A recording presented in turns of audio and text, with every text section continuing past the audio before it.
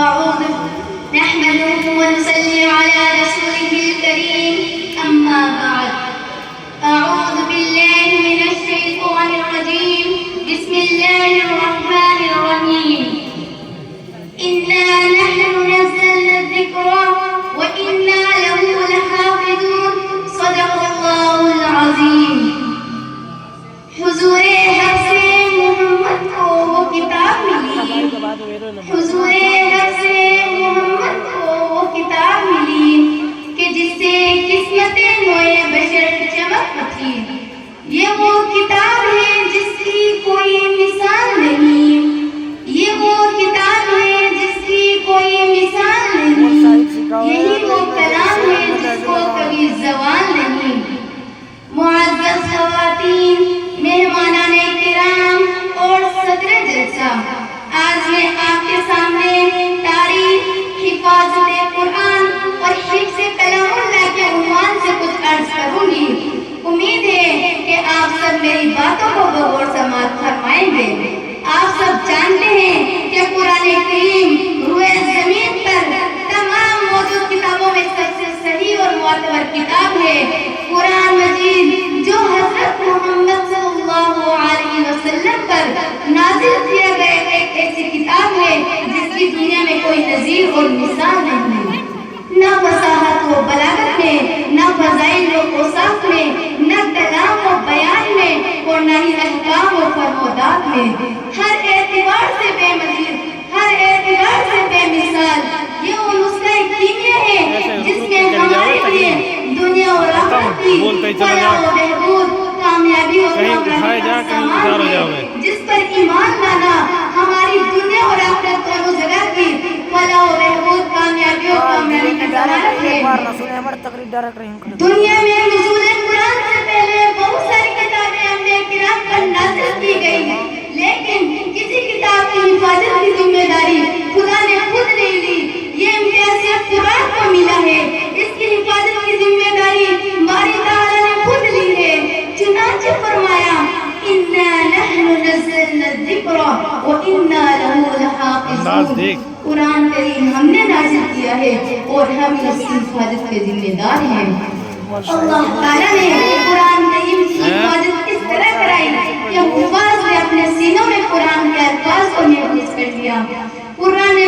کے پڑھنے کے طریقے اس کے لب و لہجے کو محفوظ کر لیا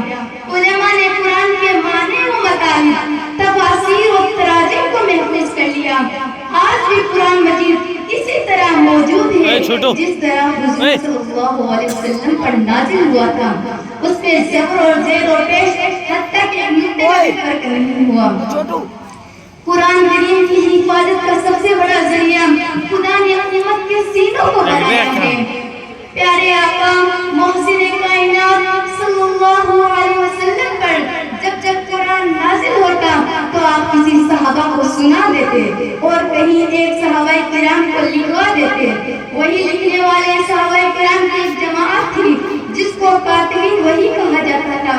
اس وقت ان حضرات کو کاغذ مہیا نہ ہونے کی وجہ سے ہڈی پتے درخت کی چھال جو کچھ ملتا اسی پر وہی الہی لکھ دیتے اور یاد بھی کر لیتے اصحاب صفہ کا رات دن کا مشغلہ ہی قرآن کریم کو یاد کرنا اور اس کا پڑھنا اور پڑھانا تھا حضرت ابو بکر صدیق کے زمانے میں جنگ یمامہ ہوئی اس جنگ میں 1300 صحابہ شہید ہوئے جن میں تقریباً 700 صحابہ قرآن کریم کے حفاظ اور قرہ تھے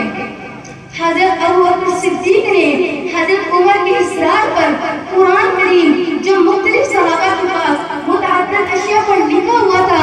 جمع کرایا اور حضرت عثمان کے زمانے میں ایک خاص واقعے کے بعد قرآن کریم کو لغت قریش کے مطابق چھپوایا گیا اور 7 مصاحف تیار کیے گئے ان مصاحف کو عالم اسلام کے بڑے بڑے شہروں میں 2 قاریوں کے ساتھ تعلیم و تعلق کے لیے روانہ کیا گیا چنانچہ اسی طرح عالم اسلام میں بے شمار حفاظ ہو گئے اور آج تک ہوتے چلے آ رہے ہیں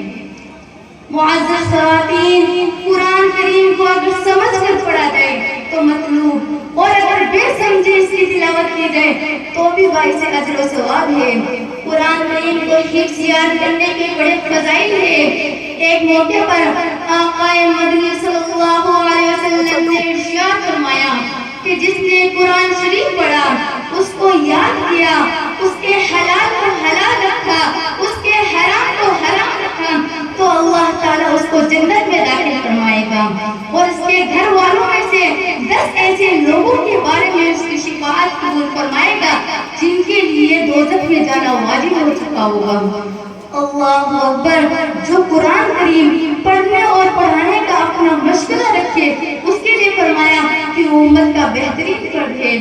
اللہ تعالیٰ ہم سب کو قرآن شریف پڑھنے اور اس کو یاد کرنے اور اس پر عمل کرنے کی توفیق عطا فرمائے۔ السلام علیکم۔